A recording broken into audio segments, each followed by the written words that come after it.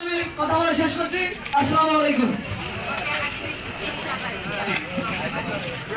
আজকে আমাদের এই প্রোগ্রাম সফল করতে এবং প্রোগ্রামকে আমাদের এই মানববন্ধনকে সর্বস্তরে পৌঁছে দিতে আমাদের মধ্যে যে Anand TV, my TV, Gazipur zone news zone উপস্থিত হয়েছেন, সবাইকে আমার পক্ষ থেকে আমাদের মানববন্ধনের উপস্থিত সবাই পক্ষ থেকে আমাদের ধন্যবাদ।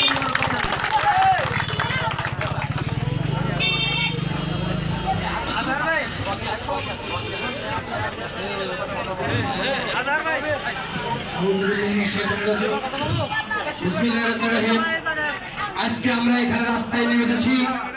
আপনারা জানেন গত ইপিজেড বাস্তবায়ন লক্ষ্যে আমাদের কর্মসূচি ঢাকা প্রেস ক্লাবে হয়েছে এবং আজকে গোবিন্দগঞ্জ হয়েছে, চলমান আছে। আপনারা জানেন 2 লক্ষ মানুষের কর্মস্থান গোবিন্দগঞ্জ এমন একটি জায়গা, উত্তরের 8টি জেলা প্রবেশদ্বার। বিসমিল্লাহির রহমানির রহিম। আসসালামু আলাইকুম। আপনারা সবাই জানেন আজকে মূলত আমাদের দাবি একটাই, পুরো গোবিন্দগঞ্জ তথা পুরো উত্তরবঙ্গের প্রবেশদ্বারে আমাদের যে অর্থনৈতিকের চাকা গোবিন্দগঞ্জ ইপিজেড সেটা বাস্তবায়ন করার লক্ষ্যে সবাই আমরা আজকে একত্রিত হয়েছি। সেটা কিছু কুচক্র মহলের জন্য আজকে বন্ধ রয়েছে। তো আমরা যারা এখানে আজকের এই মানববন্ধনে অংশগ্রহণ করছি, আজকে এখান থেকে আমরা আগামীতে যাতে এই বাস্তবায়ন ইপিজেড হয় সেজন্য সবাই একতাবদ্ধ হয়ে আমরা কাজ করব। শুধু তাই নয়, এই ইপিজেড হতে আমাদের পুরো গাইবান্ধা জেলা তথা উত্তরবঙ্গের যে 8টি জেলা আছে আমরা সবাই উপকৃত হব, যাতে করে আমাদের পরবর্তী প্রজন্ম তাদের কর্মসংস্থানের সুযোগ সুবিধা খুঁজে পায়। তো সবাই খুব সংক্ষিপ্ত, আমাদের দাবি একটাই, গোবিন্দগঞ্জ ইপিজেড চাই। সবাই ইনশাআল্লাহ আমাদের সঙ্গে থাকবে।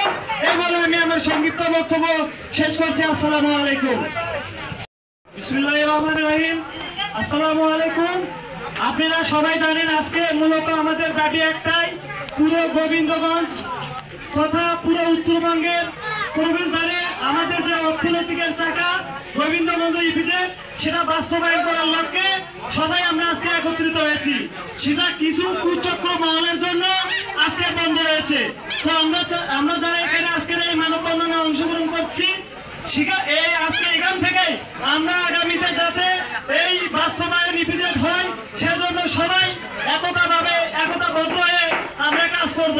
শুধু তাই নয়, এই ইপিজেড হতে আমাদের পুরো গাইবান্ধা জেলা তথা উত্তরবঙ্গের যে 8টি জেলা আছে আমরা সবাই উপকৃত হব, যাতে করে আমাদের পরবর্তী প্রজন্ম তাদের কর্মসংস্থানের সুযোগ সুবিধা খুঁজে পায়। তো সবাই খুব সংক্ষিপ্ত, আমাদের দাবি একটাই, গোবিন্দগঞ্জ ইপিজেড চাই। সবাই ইনশাআল্লাহ আমাদের সঙ্গে থাকবে। এই বলে আমি আমার সংক্ষিপ্ত বক্তব্য শেষ করছি। আসসালামু আলাইকুম।